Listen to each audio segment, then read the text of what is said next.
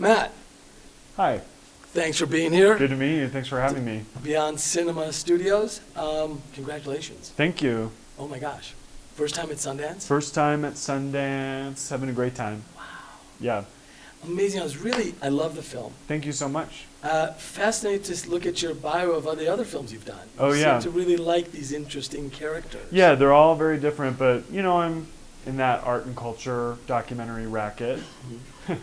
But you could do documentaries about animals, documentaries about... Yeah, spirituality, rivers. I do artists mostly. Why is that? What draws you? I identify with all the subjects that I do. So I think of them as personal films, but I don't make films about myself. I kind of project my own experiences and feelings into the characters I make films about. Fascinating. So does that, because there's a million artists out there, how Yeah. do you choose? Well, I don't only make, films about artists, but I like to make films about creative people and the times in which they're working. So I'm really interested in history too. Teenager. Yeah, Yeah. Teenage is not about one artist, but about like the birth of youth culture and subculture, which is an interesting foundation for a lot of creative people. So fascinating. So tell me, how did this film sort of come to the top of your must-do list? This film came to me through Lena Dunham. She is a big, huge Eloise fan, and she has an Eloise tattoo on her back. And when Hilary Knight, the illustrator of Eloise, learned about her tattoo, he wrote to her, and she went over for Indian food. And his apartment is like a living collage scrapbook of his life with all these artworks and artifacts. And she texted me a photo from his bathroom, which is underwater themed.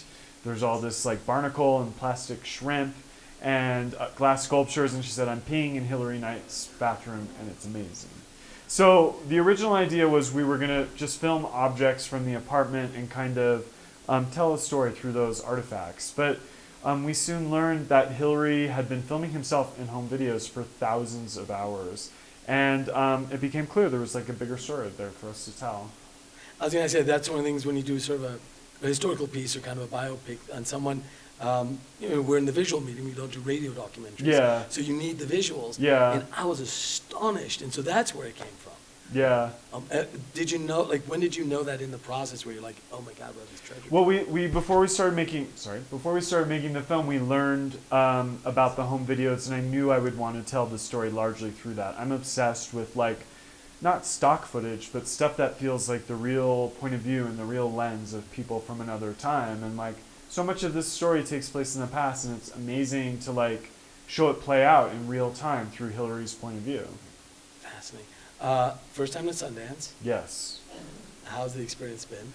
It's been amazing. It's pretty wild. The audiences are great. People are really equally excited about documentaries as they are about narrative films, and there's just a lot of anticipation and excitement for work that often is challenging and super interesting and not the usual suspects.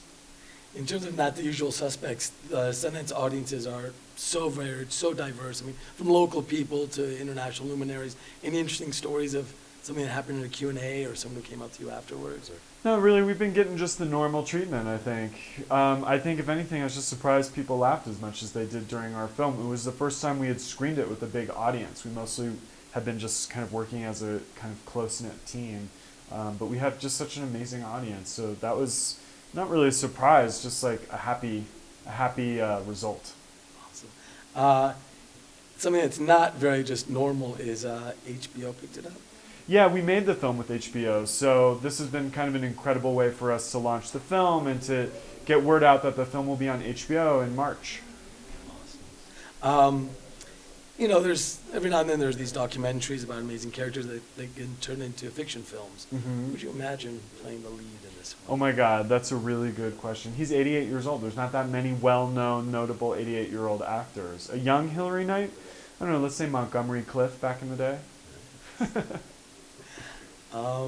And I'm fascinated to see what your next film is. Do you have another artist in Something is brewing. I can't tell you what it is yet, but I've got another kind of secret character who no one knew about while she was alive, who had a crazy backstory that I will happily share soon. Teenagers sounded like a fascinating film. Do you have another one of those kind of films?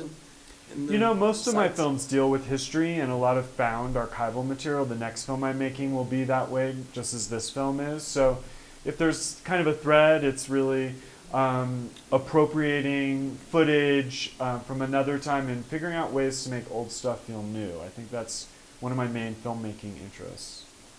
And so you have a project in the works I am. in your sights. I am. Is there a dream project? Who is someone that you would dream about doing?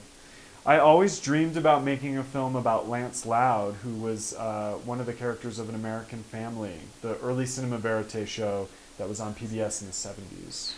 What draws you to him?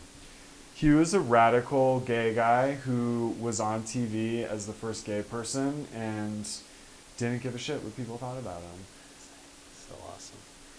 Really appreciate your time. Thank you. Really awesome. Thanks so Good very to much meet for you. coming. Congratulations again. Thank you. Appreciate it.